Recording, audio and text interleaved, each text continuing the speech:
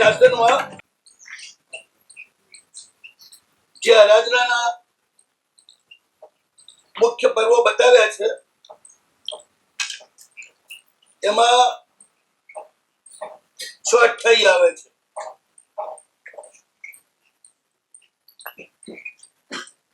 અઠ્યાઈ એટલે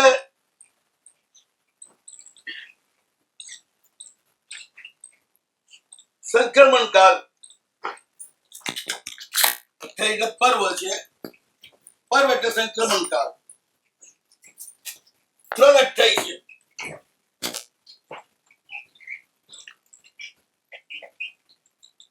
પહેલી કારતક, ચોમાસા બધી શિયાળામાં કાળ જઈ રહ્યો છે એની. બીજી ફાગણ, શિયાળાથી ઉનાળામાં કાળ જઈ રહ્યો છે એની. અને ત્રીજી ચોમાસાની, વર્ષા ઋતુની.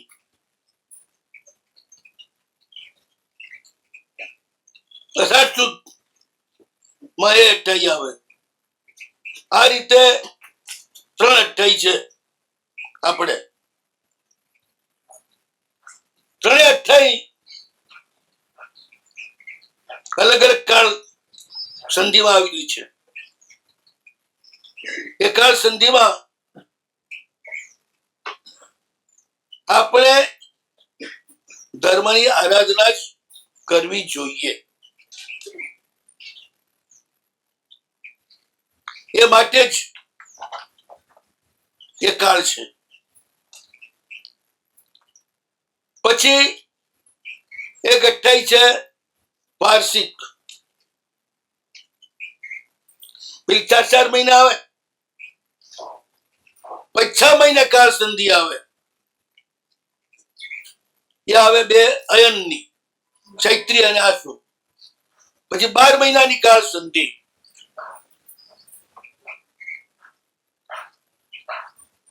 એટલે પર્યુષણ. એ 28 જે છે ને એ શાશ્વતી, બાકીની 428 શાશ્વતી નહીં.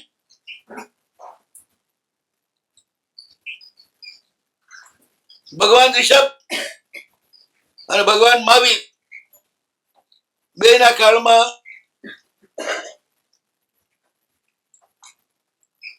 આ 628. બાકીના 22 તીર્થંકરના ગાળામાં માત્ર 2 છે. ચૈત્રી ને આસો આ 2 શાશ્વતી, બાકીની બધી અશાશ્વત. આ શાશ્વત દિવસો છે, સાધનાના દિવસો છે. આત્માના જાગરણના દિવસો છે. શક્તિને આરાધવાના દિવસો છે.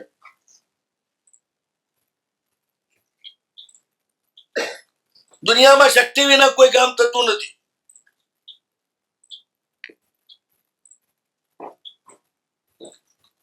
એટલે શક્તિ માત્ર શારીરિક કે દુનિયાવી કામ નથી આવતી. આધ્યાત્મિક અને આત્મિક આ શક્તિઓની જરૂર છે. એ આ 28 ની આરાધનામાં આપણને મળે છે. હોળીની બંને આરાધનાઓ, બંને હોળીની એ શાશ્વત આરાધના અને એમાં શાશ્વત પદની જ આરાધના. હોળી પણ શાશ્વત, નવપદ પણ શાશ્વત.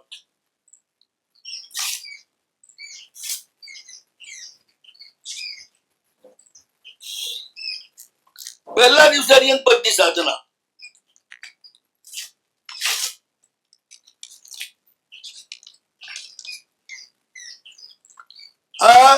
નવપદ છે ને એમાં મુખ્ય 5 પદ છે.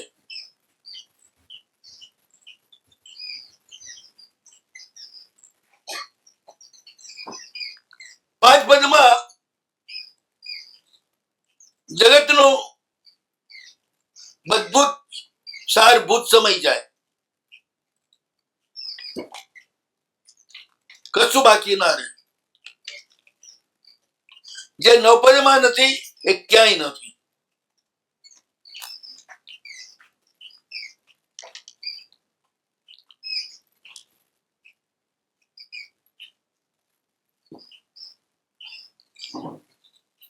મુખ્ય 5 ધાન્ય એ નવપદમાં, મુખ્ય 5 ધાતુ એ નવપદમાં. ધાતુ એટલે ચાંદી સોનું.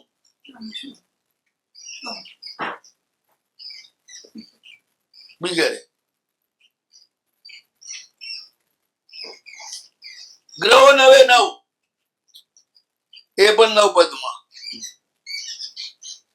રત્નો પણ સર્વ પ્રકારના એ પણ નવપદમાં.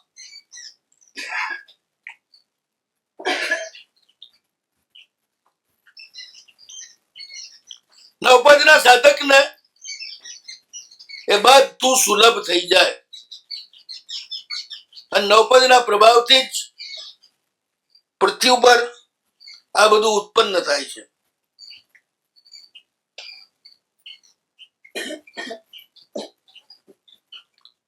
હરિયન પરમાત્મા 2 ગ્રહનો કંટ્રોલ કરે છે, ચંદ્ર અને શુક્ર.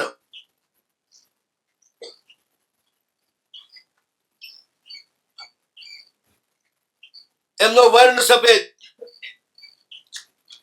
એટલે અનાજ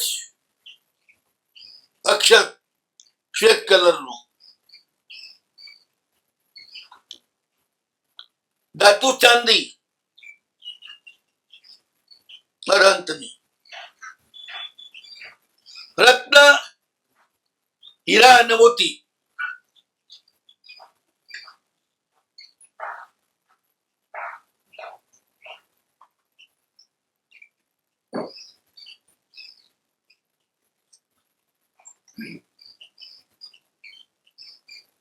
પાંચ તત્વ છે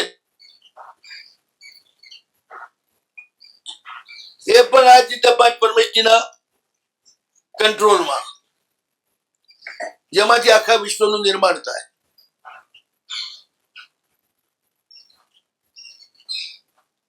આજે સિદ્ધ પદ એમનો કલર ઉગતા સૂર્ય જેવો લાલ.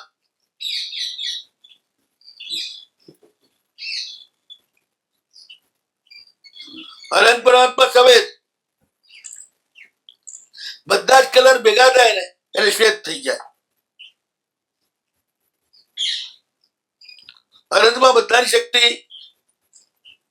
એકત્રિત છે.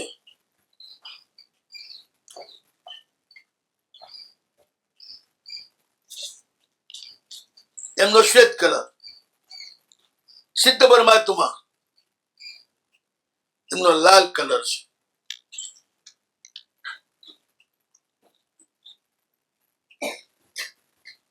સૂર્ય જેવા તેજસ્વી,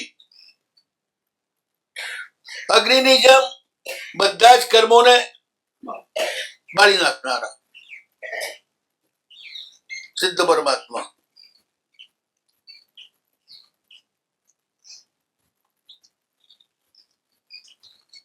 એમનું ધ્યાન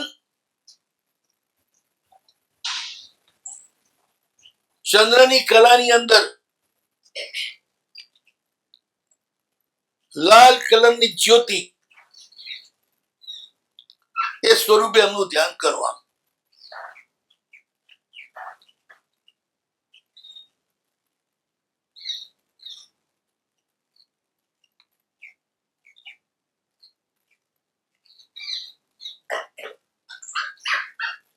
અનંત પરમાત્માના ધ્યાનથી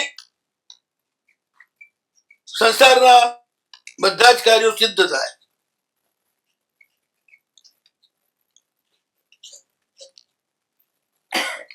ભાવને બધું જ મળે.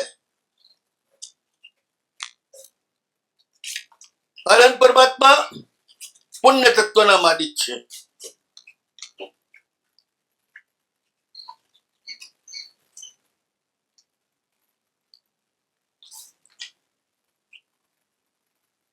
સિદ્ધ પરમાત્મા નિર્જરા તત્વના માલિક છે.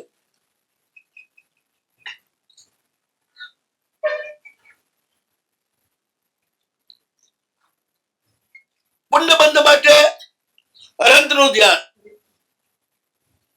કર્મની નિર્જરા માટે શુદ્ધ આત્મ તત્વ સિદ્ધ પરમાત્મા એનું ધ્યાન.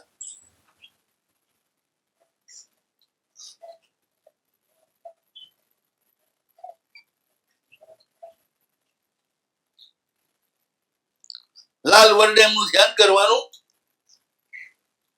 ઉગતા સૂર્ય જેવો એમનો તેજસ્વી કલર, ચંદ્રમાની કલા ઉપર એમનું સ્થાન, સિદ્ધશિલા છે ને એ ચંદ્રકલાના આકારમાં જ છે. ગમે તે બાજુ જુઓ ને તો આમ ચંદ્રની કલા દેખાય.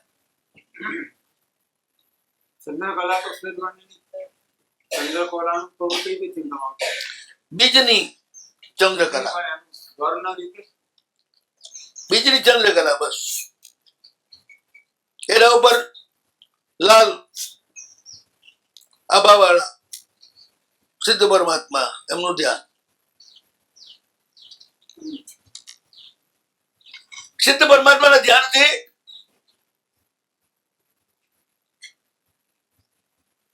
સૂર્ય અને મંગળ બે ગ્રહો શાંત થાય.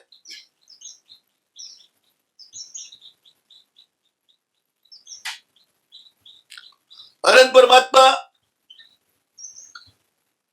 મનના કારક છે એટલે ચંદ્રમાના. સિદ્ધ પરમાત્મા આત્માના કારક છે એટલે સૂર્યના. સૂર્યને આત્મા માન્યો છે, ચંદ્રને મન માન્યું.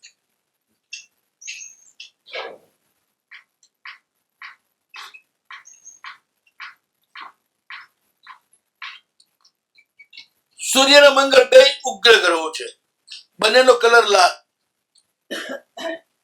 સૂર્ય ઉગતો લાલ, આથમતો એ લાલ, અને મંગળ તો હંમેશા લાલ જ દેખાય.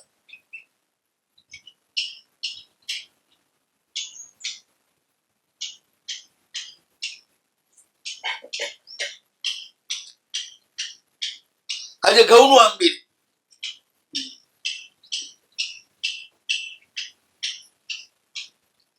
બેસ્ટ બાફેલા ઘઉં ટોઠા, બીજા નંબરે ઘઉંની વાનગી. એ રીતે એમનું આંબીલ કરવાનું. અલુણ સ્વાદ કોઈ નહીં નાખવાનું, ખાલી શરીર ચાલે એટલો હાર આપો.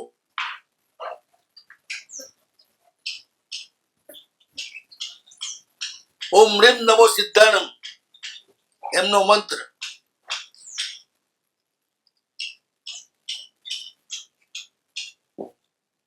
વિષમાળા. સિદ્ધના ગુણ કેટલા? અર્યંતના 12. એટલે ગઈકાલે બધું 12 હતું. સિદ્ધના 8 એટલે આજે કેટલા? 7 થી 8. લોગસ્ટો કૌશક 8, ખમાસમણા 8.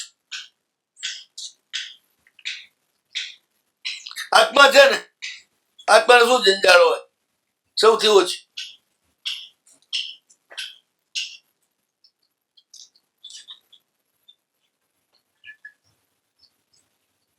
8 ગુણ છે: અનંત જ્ઞાન, અનંત દર્શન, અનંત ચારિત્ર, અનંત વીર્ય, જગુરુ લઘુ વગેરે. બીજા 4 ને 8 ગુણ છે એમના શાશ્વત, જે કર્મ ક્ષયથી નિષ્પન્ન થાય છે. તીર્થંકર પદવી કર્મના ઉદયથી મળે. અને સિદ્ધ પદવી કર્મના ક્ષયથી મળે. સિદ્ધ પદ કર્મના ક્ષયથી મળે. આ યાદ કર્મનો ક્ષય થાય એટલે સિદ્ધ પદ મળે. અને તીર્થંકર નામ કર્મનો ઉદય થાય એટલે તીર્થંકર બને.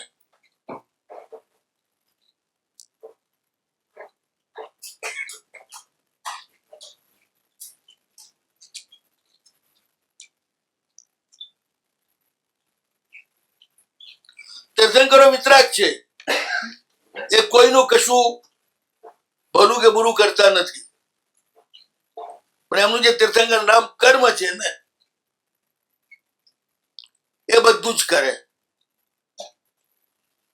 આજ્ઞા માનો ભગવાનને તો ભલું કરે, આજ્ઞા ન માનો ભગવાનની તો દંડ કરે. પણ એ કામ તીર્થંકર નામ કર્મનું છે.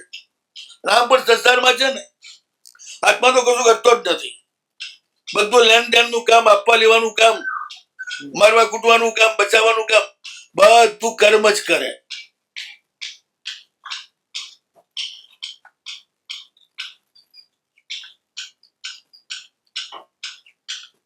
સિદ્ધ પદ એટલે કર્મની સત્તાથી મુક્તિ સંપૂર્ણ. એમનું નિર્જરા તત્વ છે. તીર્થંકર પરમાત્માનું પુણ્ય તત્વ છે. સંસારમાં છો ત્યાં સુધી પુણ્યની જરૂર. સંસાર છૂટે, મોક્ષમાં જાઓ પછી પુણ્યની જરૂર નથી. મોક્ષમાં તો બરાબર છે, પણ છઠ્ઠા પુંખા નથી. બધા જ પુણ્યની જરૂર. હા, ઉપસર્ગો ન થવાય પણ પુણ્ય હોય તો જ થાય ને. નિરુપસર્ગ 13મા ગુણસ્થાનકે પહોંચી જાય, ઉપસર્ગોમાં પહોંચે, બેમાં ફરક પડે ને પેલો આરામથી પહોંચી જાય. ભરત મહારાજા કેટલા ઉપસર્ગો સહન કર્યા કેવળ જ્ઞાન મેળવવા માટે?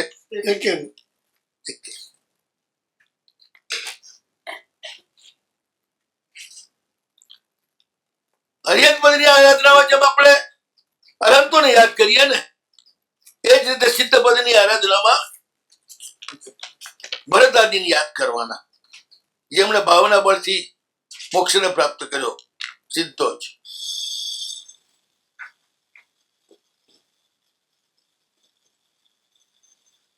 શુદ્ધ આત્મ તત્વનું ધ્યાન કર્યું. એક વીંટી પડી ગઈ એટલે કેટલું વિનસ્વા છે આ શરીર. એમાંથી અવિનાશી એવા આત્મા એના ધ્યાનમાં પહોંચી ગયા.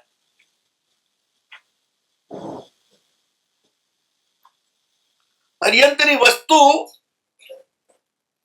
એટલે અસ્તિત્વ શું છે તો કે માર્ગ. પ્રભુ માર્ગ છે એટલે ગતિ છે. આખા વિશ્વને ગતિ અનંત આપે છે. અનંત પરમાત્માનું પુણ્ય આપે છે, ઉર્જા આપે છે. ઉર્જા એ પુણ્યથી બને. એટલે માર્ગ આપ્યો પ્રભુએ, ગતિ આપી, રસ્તો આપ્યો તમને, પણ ક્યાં જવાનું? રસ્તો તો બગડ્યો પણ જવાનું ક્યાં?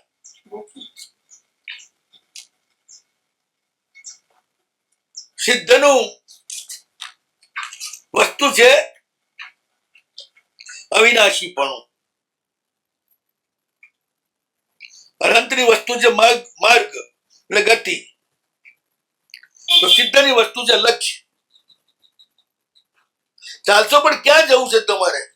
તો અવિનાશી પદમાં જવું છે, જ્યાં જન્મ નથી, જરા નથી, મૃત્યુ નથી.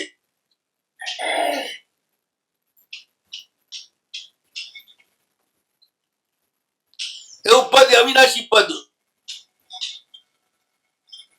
બસ સિદ્ધ દ્વારા આપણને લક્ષ્ય આપવામાં આવે છે કે તું અહીં ચાલ્યો આવ.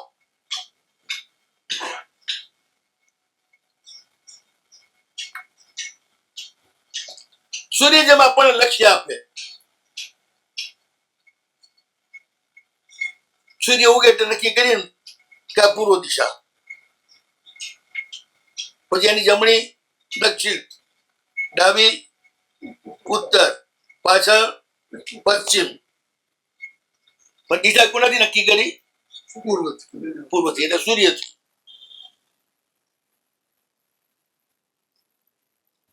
દિશા થાય તો લક્ષ્ય નક્કી થાય ને કે આ બાજુ જવું છે. અવિનાશી એવા સિદ્ધ એ આપણું લક્ષ્ય. ભગવાન તમને ચાલવાની તાકાત આપે, સિદ્ધ તમને લક્ષ્ય આપે. અંધારી રાત છે, સામે દીવો બળી રહ્યો છે, તમે પૂછો ક્યાં? તું કે બસ આ દીવો બળે ગામ, ચાલ્યા જાઓ દીવાને પકડીને, એટલે તમે ઠેકાણે પહોંચી જ જાઓ.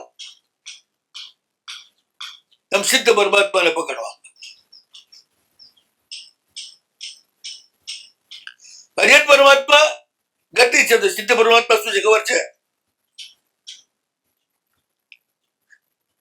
ગુરુત્વાકર્ષણની સામે લઘુત્વાકર્ષણ છે.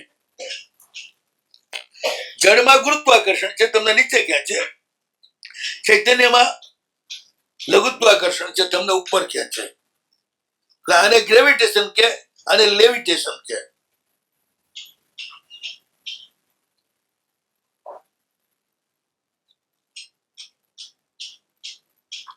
સંસાર નીચે ખેંચે છે આપણને, સિદ્ધ પરમાત્મા ઉપર ખેંચે છે. જયારે શરીર સંપૂર્ણ છૂટી જાય છે ત્યારે એક જ સમયમાં ખેંચાઈને અંદર સમય જાઓ છો.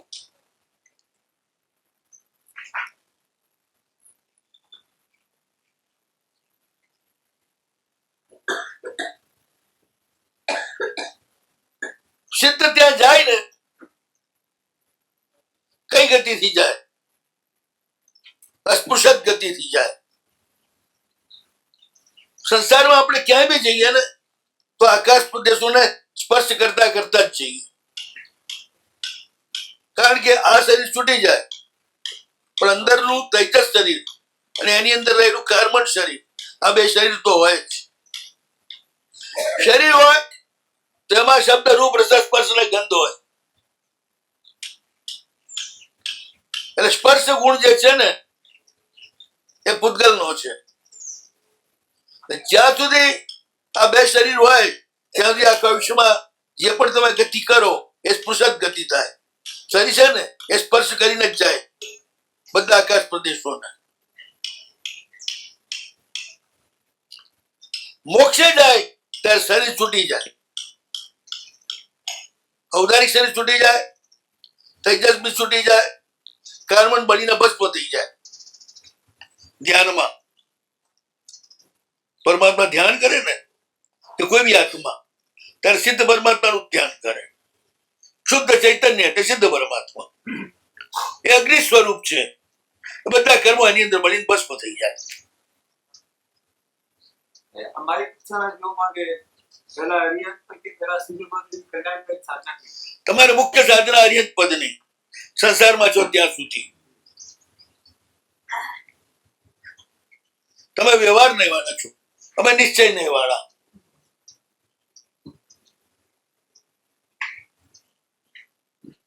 અમારે શુદ્ધ આત્માની સાધના કરવાની, તમારે પુણ્યવાન આત્માની સાધના કરવાની, એટલે તીર્થંકર પરમાત્માની.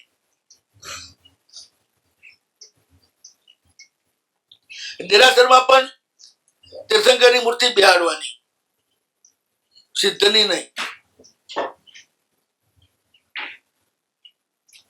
સિદ્ધની પ્રતિમાઓ ધ્યાન માટે, પૂજા માટે હરિયંતની પ્રતિમાઓ. પરિકર વિનાની પ્રતિમા હોય ને બધી સિદ્ધ નહીં કહેવાય, પરિકર વાળી હોય હરિયંત નહીં કહેવાય.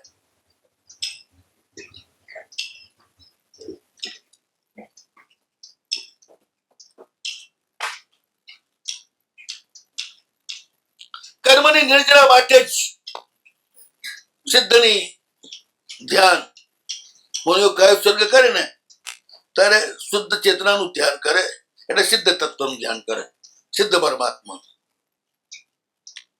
તમે પૂજા પ્રતિપત્તિ ના બધું કરો, એટલે તમારે અરિહંતનું ધ્યાન.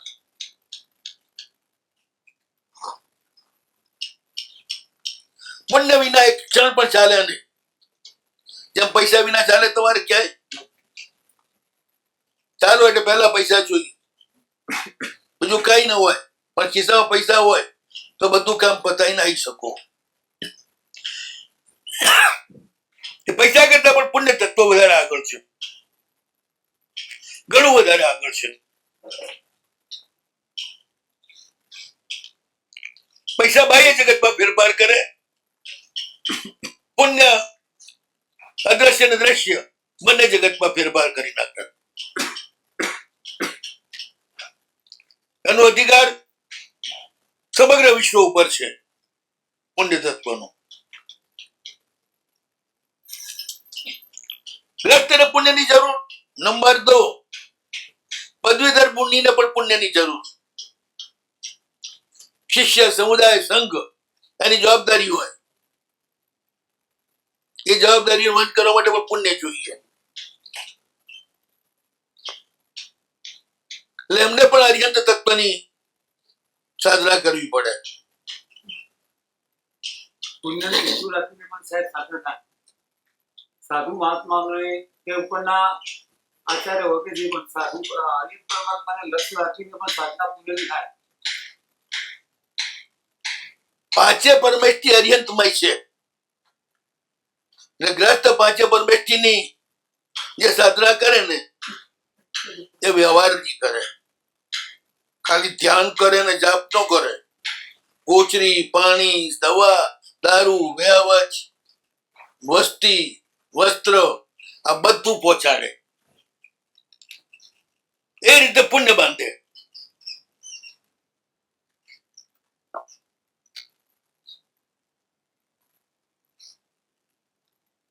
પાંચે પરમેષ્ઠીની જે આ તમારી આરાધના છે, જીવન જરૂરી ચીજો પૂરી પાડવાની, સંયમ માટે જરૂરી ચીજો પૂરી પાડવાની, એ પ્રચંડ પુણ્ય બંધાઈ આપે.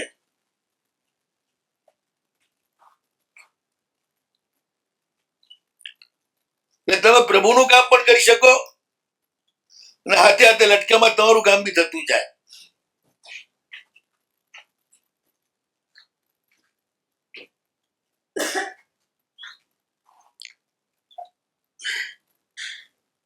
₹80 ભગવાન માટે ખર્ચો, ₹20 તમારા માટે. એ આપે છે એટલું.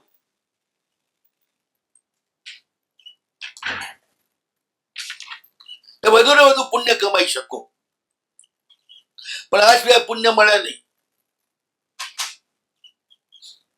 સાધુને જળનું દાન કરવું એટલે પંચ પરમેષ્ઠીને, પછી એમને અન્નનું દાન કરવું, એમને વસ્તીનું દાન કરવું, એમને વસ્ત્રનું દાન કરવું અને એમને ઔષધ આદિનું દાન કરવું. મનથી પૂજ્ય ભાવ રાખવું, વચનથી એવો ભાવ બતાડવો, કાયાથી એમનું કામ કરવા દોડવું,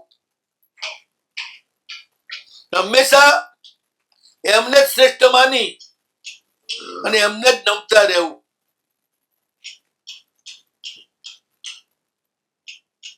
આ 9 પુણ્ય થયા. 9 પુણ્યના માલિક મૂળ પરમાત્મા. કારણ કે પરમાત્મા ન હોય તો સિદ્ધ પણ ન હોય, સાધુ પણ ન હોય, આચાર્ય પણ ના, ઉપાધ્યાય પણ ના હોય. એટલે પ્રભુમાં બધા પરમેષ્ઠી સમાઈ જાય અને દરેક પરમેષ્ઠીમાં પણ પ્રભુ હોય પૂરેપૂરા. એટલે તમે વ્યવહારથી સાધના કરો, પુણ્ય બંધ થાય. નિશ્ચયની સાધના કરીએ ને નિર્જરા થાય. સિદ્ધ પરમાત્મા સૌથી વધુ નિર્જરા લાયકનું છે. અરિહંત પરમાત્મા બધા આલંબનમાં પુણ્ય બંધના હેતુ છે. પ્રકૃષ્ટ પ્રચંડ પુણ્ય બંધાય, જેનાથી આખા વિશ્વનું તમે કલ્યાણ કરી શકો એવું પુણ્ય બંધાય.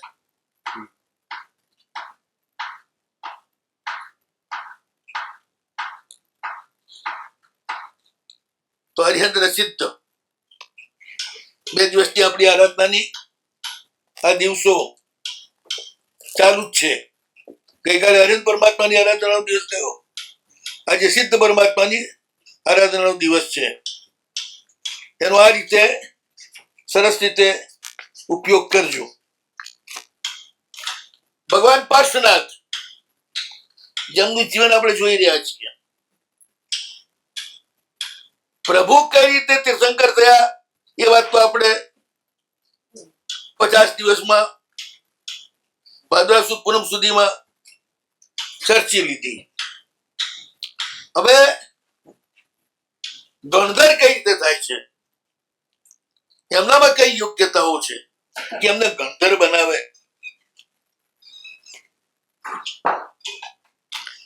આપણી માટે તો બધા ઓપ્શન ખુલ્લા છે.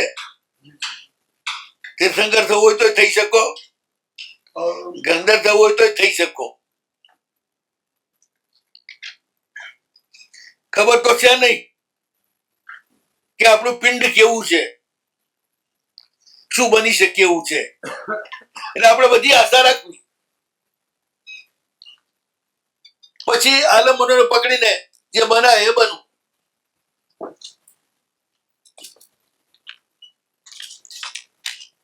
ભગવાન વાત કરી રહ્યા છે જયમંગલ કુમારની.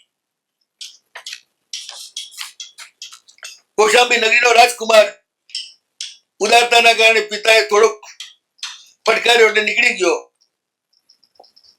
પહોંચ્યો ગંભીર ગામમાં, જમનાના કિનારે.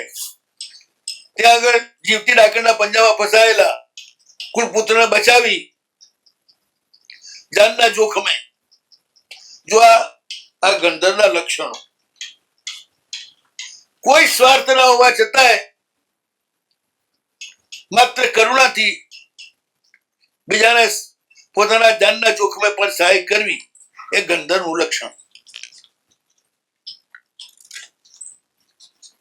સહાય કરીને પછી બધા બહુ પ્રશંસા કરવા માંડ્યા, બહુ ઉપકાર માનવા માંડ્યા, એટલે કંટાળ્યો એટલે થયો રવાના.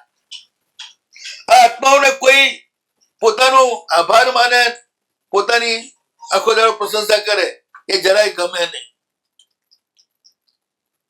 અને ત્યાંથી નીકળી ગયા બહુ ઝડપથી અને પહોંચ્યા ગર્જનપુર નગરમાં. આજનું ગીજની, મોહમ્મદ ગીજનીનું, જે લગભગ અરબસ્તાનમાં છે. એ વખતે બધું જૈન નગરો હતા બધા જ, અને બધા આચાર્યો ત્યાં વિચારતા હતા. આપણા મુસલમાન તો 1400 વર્ષથી થયા, એ પેલા થોડા મુસલમાન હતા કોઈ. તો દરિયાઈ રસ્તે કેવી રીતે જતા? ઠેઠ સુધી જમીન રસ્તો છે અહીંથી. રશિયા, આફ્રિકા અને એશિયા ત્રણેય જમીનથી જોડાયેલા છે. સુએજ નહેર નથી ત્યારે ઇંગ્લેન્ડ પણ જમીનથી જોડાયેલું હતું, ત્યાં સુધી ચાલીને જઈ શકાય એવું હતું.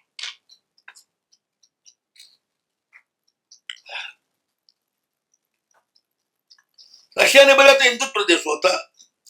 કાસ્પિયન સમુદ્ર છે ને, એનું નામ સંસ્કૃત છે કાશ્યપાયન સમુદ્ર. કશ્યપ નામના ઋષિ જે હતા, જેમની દિતિના દિતિ 2 દીકરીઓ, દિતિના બધા દીકરા થયા એ દૈત્ય થયા, અને અદિતિના દીકરા થયા એ આદિત્ય એટલે દેવો થયા. એમનું મૂળ જન્મસ્થાન રશિયા, દેવો અને દાનવો બંનેનું. બંનેના મા બાપ એક જ, કશ્યપ ઋષિ. અને એમના 2 પત્ની, દિતિના અદિતિ, દિતિના દૈત્ય મોટી છે, દૈત્ય મોટા ભાઈ, અદિતિના આદિત્ય. એ બધા રશિયાના હતા. રશિયાના લોકો ગોળા છે ને એકદમ, અને ત્યાં ઘોડા જ મળે, બીજા કોઈ વાહન ના મળે. અને ત્યાં ગાયો જ છે, ભેંસો ના મળે. અચ્છા. ગોપાલન, અશ્વપાલન, ઊંચું કદ, આક્રમક સ્વભાવ અને ગૌર કલર, આ આર્યોના 4 લક્ષણ. એટલે પ્રજા આર્યવંશી ગણાય. 2-3 હજાર વર્ષ સુધી તો બધા ત્યાં જ જૈનો જ હતા. આખા આફ્રિકામાં ભગવાન નેમિનાથનું શાસન હતું. ભગવાન નેમિનાથ ઇજિપ્તમાં, આફ્રિકામાં એમનું તો આયુષ્ય લાંબુ હતું ને, એટલે વિચરેલા એ ટાઈમમાં. આ બધા પ્રદેશો જૈન જ હતા, અહિંસક હતા. એટલે અહીંના જે હિંસા પર યજ્ઞમાં માનવા વાળા જે આર્યો હતા અહીંના, એમને અસુર કહેતા. ક્યાં તો અસુર છે, અસુર એટલે પ્રાણ, એની રક્ષા કરવા વાળા, એટલે કે આ તો અહિંસક લોકો છે. એ શું કામના? આપણે તો આક્રમક લોકો જોઈએ, હિંસક જોઈએ, દુનિયા ઉપર રાજ કરવું છે. એટલે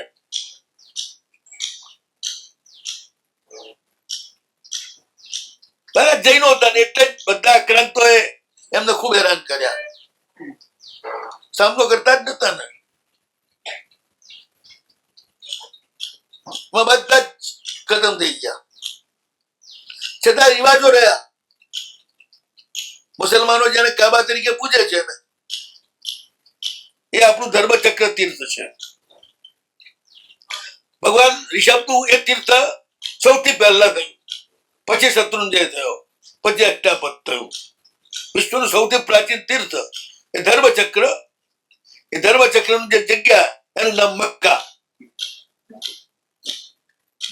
અને ત્યાં જે પથ્થર છે કાબાનું, જેના લોકો જેને ચૂમે છે, એ ભગવાન ઋષભના વાસુદેવ બાહુબલીના સમયના પગલા. એ પગલાને જ પૂજવા જાય છે. આપણું પાલિતાન અને એમનું મક્કા સરખું. મુસલમાનો માટે મક્કા, મક્કા પશ્ચિમમાં છે. આપણે જે પૂર્વમાં કરીએ માથું, એમ એ લોકો પશ્ચિમમાં કરે, પશ્ચિમને પૂજ્ય માને.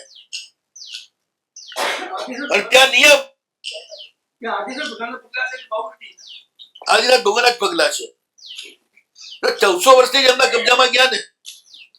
1700 વર્ષ પહેલા તો આપણો કબજો હતો જ, જયારે મુસલમાન નતા, મોહમ્મદ પૈગંબર નતા થયા ત્યારે. આમાં એવું છે ને, જૈનોના દુશ્મન ખૂબ. આખા વિશ્વમાં જૈનો હોવા છતાંય અંગ્રેજોને બધા જ સંશોધકો આ બધા સ્થાનોને બૌદ્ધના સ્થાન તરીકે પ્રસ્થાપિત કરે છે. મુસલમાનોને પણ એ લોકો બુદ્ધમાંથી વટલાઈને મુસલમાન થયા માને. એ લોકો માટે એક શબ્દ છે, ખબર છે? બુદ્ધ પરસ્તી. મુસલમાનો બુદ્ધ પરસ્તીના વિરોધી છે. બુદ્ધ પરસ્તી એટલે શું? બુદ્ધ એટલે બુદ્ધ, અને બુદ્ધ ઉપરની જે ભક્તિ એ બુદ્ધ પરસ્તી. હા, એનું બુદ્ધ થઈ ગયું. આ તો બુદ્ધ જેવો છે. એટલે કાવતકમાં ઉભેલા હોય ને ભગવાન, એ કેવા હોય? હાલેની ચાલેની. એટલે આપણે ગયા તો બુદ્ધ જેવા જ હોય, હાલતો નથી, ચાલતો નથી. મક્કામાં જયારે જાય ને મુસલમાન, ત્યારે જો એક કીડી પણ એનાથી મરી જાય તો એની હજ ના કબૂલ થાય. કબૂલ ના કરે અલ્લાહ. પછી એ વખતે બિલકુલ આ જ કપડામાં, જે કપડા તમે સામાયિક ફંક્શનમાં પહેરો છો, એ જ કપડામાં એમને ત્યાં જવું પડે. તમે જો ત્યાંની એમની નમાજના ફોટા જુઓ ને, તમને એમ લાગે કે બધા જ જૈનો ભેગા થયા લાગે છે અને કઈક ક્રિયા કરતા લાગે છે, એવું તમને સ્પષ્ટ લાગેલા ફોટા ઉપરથી. સિવેલા કપડા પહેરાય નહીં, જે આપણી મૂળ પરંપરા છે. જીવ હિંસા થાય નહીં. 2 પછી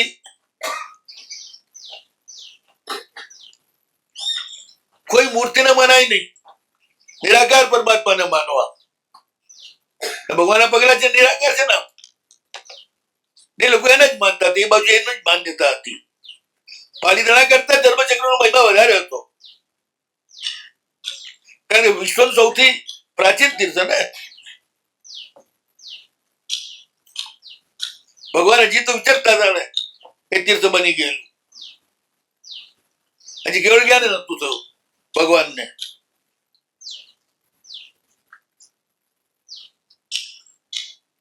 તો 1400-1500 વર્ષમાં જ આટલા મોટા ફેરફાર થઈ ગયા.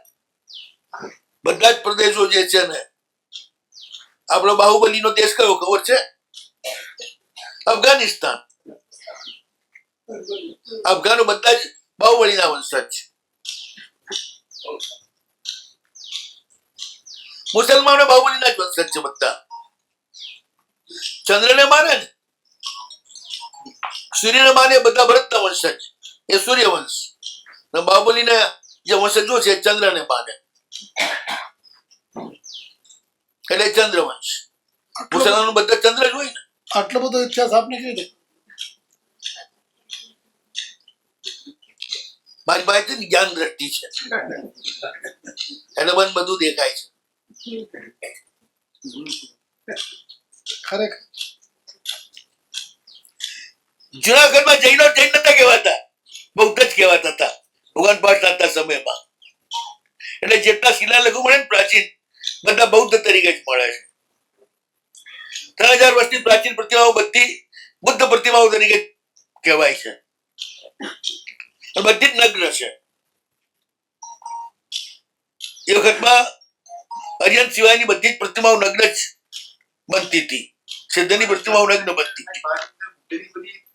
મૂર્તિઓ પૂતળી એ જીન જેવી જ લાગે તમને, છે જીનની જ છે. એટલે જીન શબ્દ તો વપરાતો જ નતો. પેલા બૌદ્ધ હતા, પછી 2 ટુકડા પડ્યા, બૌદ્ધ અને જૈન. પછી 2 ટુકડા પડ્યા, શ્વેતાંબર દિગંબર.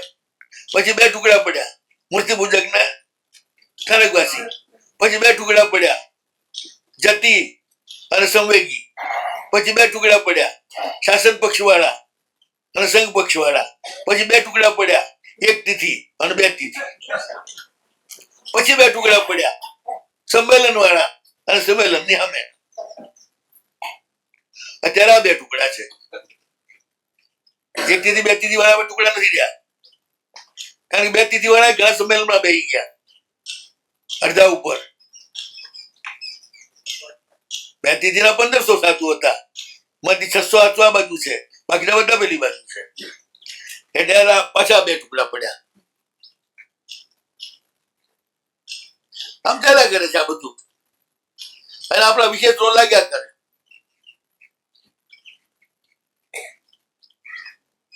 બૌદ્ધને ઉડાડી દીધા, પછી જૈન સંઘ, પછી શ્વેતાંબર જૈન સંઘ, પછી શ્વેતાંબર મૂર્તિ પૂજક જૈન સંઘ, પછી શ્વેતાંબર મૂર્તિ પૂજક શાસ્ત્ર સ્તુસ્ત જૈન સંઘ.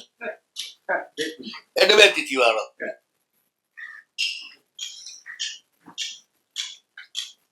આમ એક વિક્ષેપણ વધતું જાય, જેમ જુદા પડતા જાય ને એમ. આખો પ્રદેશ જૈનોનો, એટલે મૂળ એ વખતના બુદ્ધો ગણાય ભગવાન પાટણના શાસન સુધીના. ભગવાન મહાવીરનું શાસન બહુ જ નાનું પ્રદેશમાં છે. પાટણનું શાસન આખા એશિયામાં હતું. તિબેટ, ચાઇના, આફ્રિકા, મુસ્લિમ કન્ટ્રી આખી, બધું જ ભગવાન પાટણના શાસનમાં. એ બધું બુદ્ધને તૈયાર મળી ગયું, સિદ્ધાર્થ બુદ્ધને. લોકો બી સસ્પેન્સમાં હતા કે ભગવાન મહાવીર 24મા તીર્થંકર કે સિદ્ધાર્થ બુદ્ધ 24મા તીર્થંકર. ભગવાન પાટણના સાધુઓ પણ સસ્પેન્સમાં. એટલે ઘણા 22 તીર્થંકરના આચારને વધારે મળતું બૌદ્ધોનું, એટલે બધા ત્યાં જતા રહ્યા.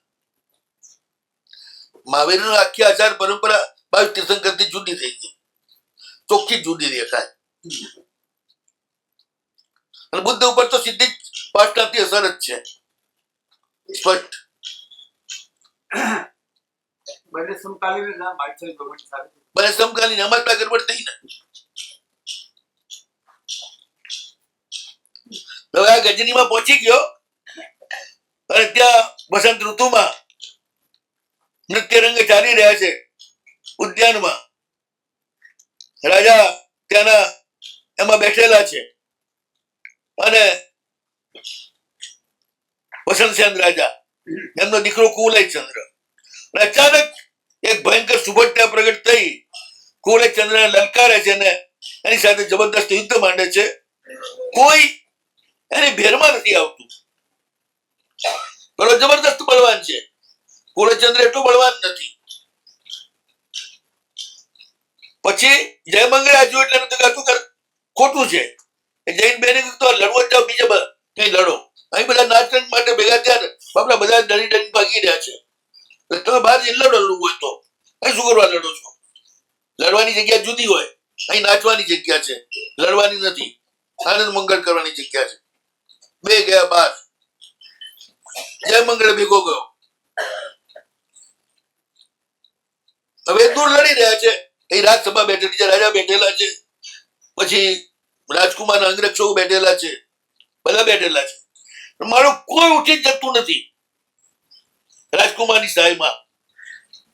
જયમંગલને આ જોઈને બહુ દુઃખ થયું કે યાર આ એકલો આ તો મરાઈ જશે, તો મારે જવું જોઈએ. એટલે પછી ત્યાં ગયો અને જઈને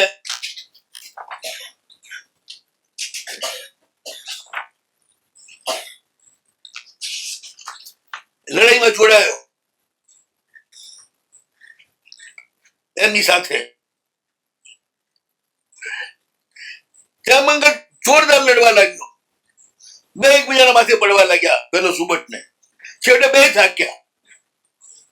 એટલે બે જણા ધનુષ્ય જમીનમાં ખોડીને દંડાના સહારે કેમ ઉભા રહે એમ ઉભા રહ્યા અને શ્વાસ ખાવા લાગ્યા. કોહલાચંદ્ર વિચાર કરે છે કે આ છે કોણ? જમગળ એમાં તો જાણ્યો છે ને, આ છે કોણ? પોતાના જીવનની પરવા કર્યા વિના મારા માટે લડે છે. મારે એને કોઈ ઓળખાણ નથી અને આ રીતે લડી રહ્યો છે. મારા અંગરક્ષકો તો તાબૂતની જેમ ઉભા છે, એ કે હાલતાય નથી. આટલા મેં એમને હાચવ્યા તોય તો કારણ શું છે કે મારા માટે લડી રહ્યો છે? એ ઉહાપો કરવા લાગ્યો. એમાં વિચારમાં ચડી ગયો, ઊંડો ઉતરી ગયો, ચાલે ગયો જન્મ જન્માંતરમાં અને જાતિ સ્મરણ જ્ઞાન થઈ ગયા. આખો આગલો ભાવ યાદ આવ્યો. એ જ ક્ષણે પેલો જે સુભટ હતો ને અજાણ્યો, એને બધા ફેંકી દીધા. એકદમ સૌમ્ય બની ગયો. એને કહ્યું કે કોલેચંદ્ર અને જયમંગળ, હવે આપણે લડવું નથી. હું જે કામ માટે આવ્યો હતો એ કામ પતી ગયું. જયમંગળના હાથમાં પકડીને કોળચંદ્રની પાસે જાય છે એ અજાણ્યો સુબટ. કોળચંદ્ર તો જાતિ સ્મરણના કારણે બેહોશ થઈ ગયો છે.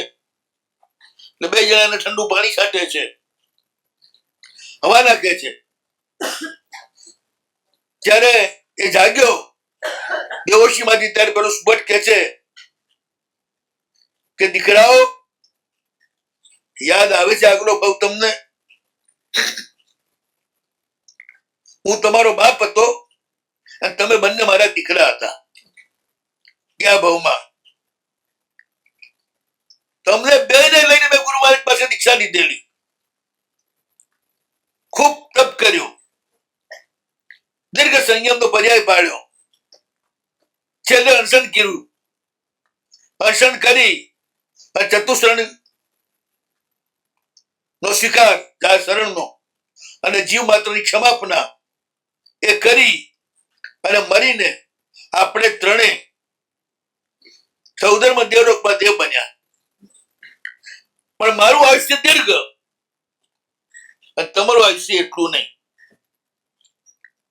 મધ્યમ આયુષ્ય હતું તમારું, મારું ઉત્કૃષ્ટ સવાબે જાગૃપમ અને તમારું મધ્યમ.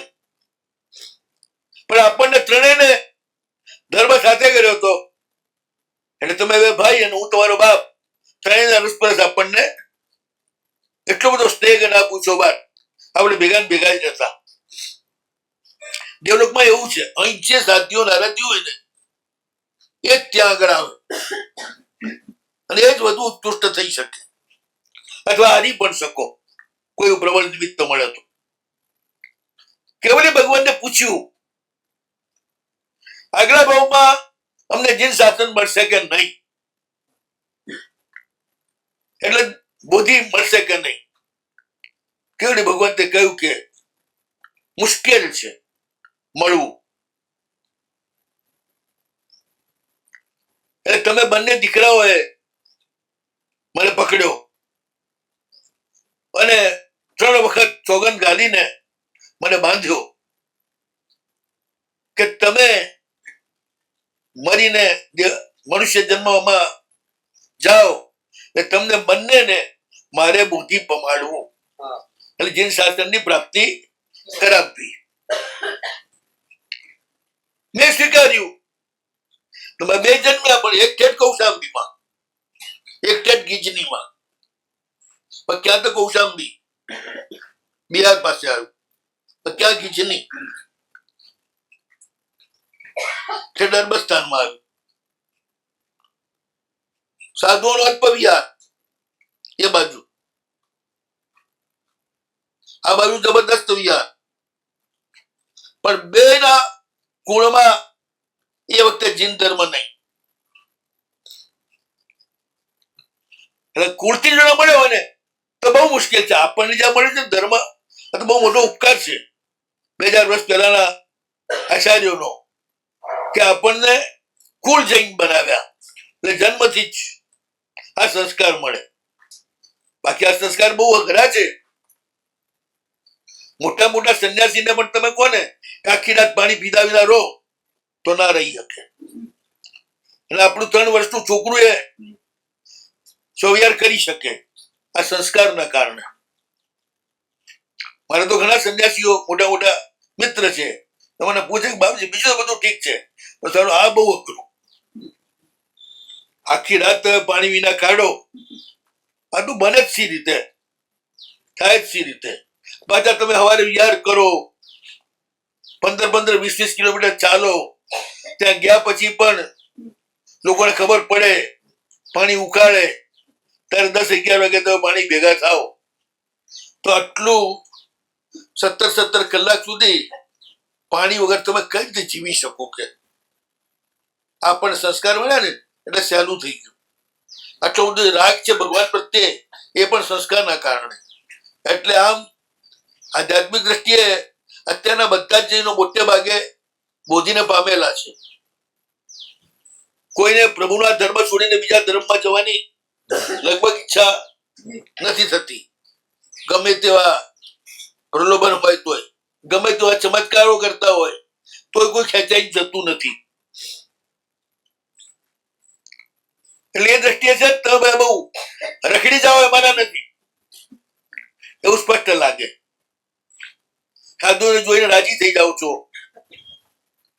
ગામડામાં તો સાધુ આવે એટલે કેટલા રાજી થઈ જાય, આખો દિવસ પાછળ ફરે લાભ લેવા માટે. આવો રાજીપો એક વાર આવે ને તો એ 7 ભાવમાં મોક્ષ આપી દે. શું વાત છે? ધર્મ બહુ ઉદાર છે. કોઈ એક વાર તું મારા પંજામાં આવ, પછી હું તને છૂટો કરે છૂટકો કરું કર્મથી. મારા મોટા ભાગના આપણા આજના જૈનો છે, મોટા ભાગના જે છેલ્લે પણ કોઈ ગુરુ મહારાજ આવે ને સંભળાવે તો સારું એવી ભાવના વાળા હોય છે, એ દુર્ગતિમાં ના જાય છે. એમને ખોટા ગભરાઈ ના મારવા કે જ્યાં સુધી ભાવથી સાધુને વરાવે છે, જ્યાં સુધી ભગવાનને જોઈને રાજી રાજી થઈ જાય છે, ત્યાં સુધી પ્રભુના શાસનમાં જો છે. અને પ્રભુના શાસનમાં છે એને ક્યારેય ડૂબવાનું હોતું નથી. તકલીફ એક જ છે કે આવેલા ભાવ એની અનુમોદના કરો ખૂબ, એટલે એનો અનુબંધ તીવ્ર થઈ જાય. આપણે ત્યાં ખામી એક જ છે, કોઈના ધર્મની અનુમોદના કરવાની ઈચ્છા નથી થતી. કોઈના ધર્મ ને એટલે બીજાના એટલે આપણા સાવ અંદર અંદર અંદર હા. મીઠા તો લાગે એવું જ બતાવે. એ- બસ બધા મિથ્યાત્મક તમે ડૂબી જાઓ છો. બીજા ધર્મ ની વાત નહીં. એટલે એમ તમે શશિકાંત અન્ય ધર્મો એટલે અન્ય ધાર્મિકો આપણા સિવાયના જૈન. ગચ્છના મતભેદ એ બારગાના મતભેદ નથી. એ સમાચારના મતભેદ છે અને એમાં એમને મિથ્યાત્વી ન કહી શકાય કોઈને પણ. એટલે આ વેશને જોઈને રાજી થાય, આ મૂર્તિને જોઈને રાજી થાય, દુર્ભાવ ના આવે. તો દુર્ભાવ આવ્યા કેટલા હોય? 1000માં એકાદ. બાકી બધા રાજી થનારા છો. તો આ એવા પ્રદેશમાં જન્મ્યા છે, એવા કુળમાં જન્મ્યા છે જ્યાં સંસ્કારથી જ પ્રભુના શાસન પ્રત્યેનો રાગ મળ્યો જ નથી. એટલે દુર્લભ બોધી થઈ જાય. તો તમે બંને મને કરેલું, તમે બંને દૂર દૂર રહ્યા, કઈ રીતે મારે તમને બેને કરવું?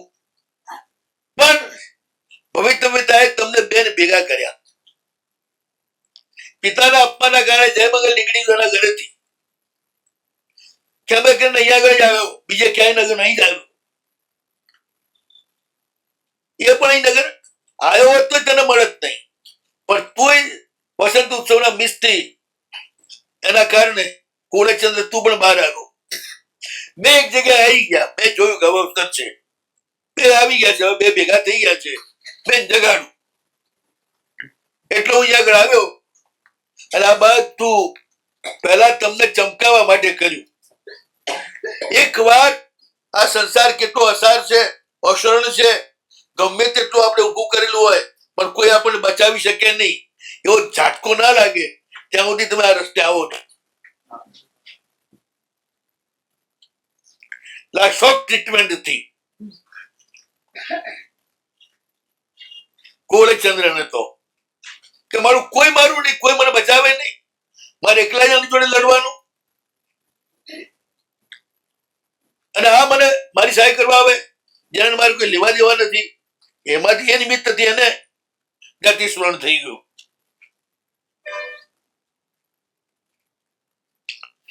આ વાત સાંભળીને જાય મંગળને જાતિ સ્મરણ થઈ ગયું.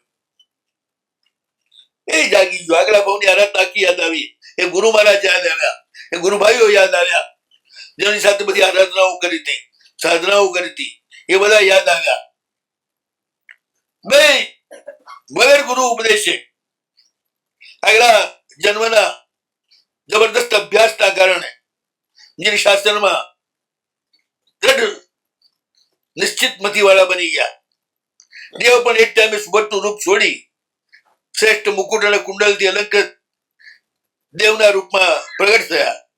બેને પાક્કા કર્યા કે હવે આ મળેલો ધર્મ ક્યારે છોડતા નહીં, જે શાસનને વળગીને રહેજો આમ કહી અને દેવલોકમાં ગયા.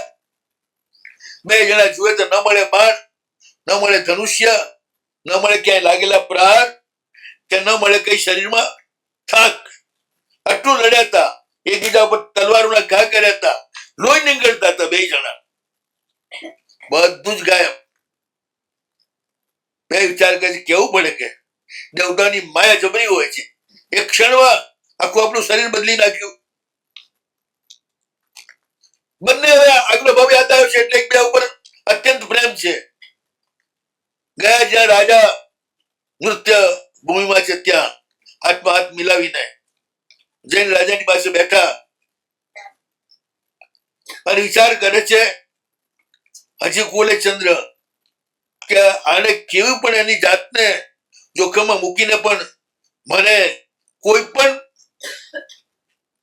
ઉપકાર કે પરિચય વિના બચાવવા માટે આટલી મહેનત કરી. હજી આ બધી બની ગયેલી ઘટનાઓ છે ને એના કારણે એને એટલું આશ્ચર્ય થઈ રહ્યું છે કોલેચંદ્રને. રાજાએ પૂછ્યું શું વાત છે અલ્યા, આ મહાનુભાવ કોણ છે? પેલા બધા કેમ ના આવી શક્યા ખબર છે? દેવતાએ બધાને સ્તંભિત કરી દીધા હતા. એમ બધાને તો ઘણું આવું હતું લડવા, પણ દેવતા સ્તંભિત કરી દીધા. એટલે કોઈ બી આવે તો પેલા આશ્વાસન મળી જાય ને, આનો ઝટકો આપવાનો હતો ને કે દુનિયામાં કોઈ તારું નથી, એટલે ગાફેલ રહેવા જેવું નથી. રાજા પૂછ્યું કે આ કોણ છે? તો કે નિષ્કારણ ઉપકારી, કલિકાલનું એક કૌતુક છે, કલિકાલમાં ન બને એવું. પછી એને વાત કરી દીધી રાજાના કાનમાં. રાજાએ પૂરી વાત સાંભળી એ માર્ગાનુસારી હતા, ભલે જૈન નતા પણ હતા માર્ગાનુસારી. માર્ગાનુસારી એટલે શું? બીજાના દુઃખે દુઃખી ને બીજાના સુખે સુખી, એ બધા માર્ગાનુસારી કહેવાય. બીજાના સુખે દુઃખી ને બીજાના દુઃખે સુખી, એ બધા માર્ગાનુસારી કહેવાય. તો બધું તપાસતા રહેવું તમારે કે કોક બીજાના દુઃખમાં તમે રાજી જ નથી થતા ને, અને કોક બીજાના સુખમાં તમને ઈર્ષ્યા તો નથી થતી ને, એ હંમેશા તપાસતા રહેવું. દુશ્મનને દુઃખ આવે ને હે, દુશ્મનને પણ દુઃખ આવે એમાં રાજી હોના બિલકુલ રાજી ના થવું જોઈએ, દુઃખે દુઃખી થવું જોઈએ. અને દુઃખ કેમ દૂર થાય એ માટે પ્રયાસ કરવો જોઈએ. એ માર્ગાનુસારી કહેવાય. માર્ગાનુસારી હોવાના કારણે રાજાને પણ જાતિ સ્મરણ થઈ ગયું, ગોળીચંદ્રના બાપાને પણ બધું યાદ આવ્યું. એટલે કહ્યું ગયેલા દીકરાઓ કે ભગવાને બડી કૃપા કરી, તમે તમારા ગયા જન્મની વાત કરી તો મને યાદ આવ્યું. હું તમારી ભેગો સાધુ હતો એ સમુદાયમાં.